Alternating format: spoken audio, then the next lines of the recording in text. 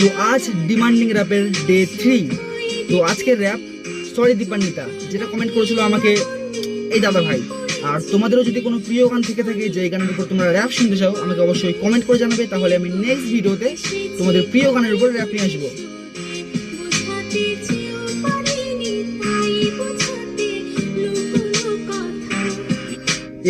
জানিয়ে দিয়েছি অনেক কষ্ট করেছি, অনেক ভুল, তাই তো পূরণ হলো আমার আজ এই বাজে স্যারিউল।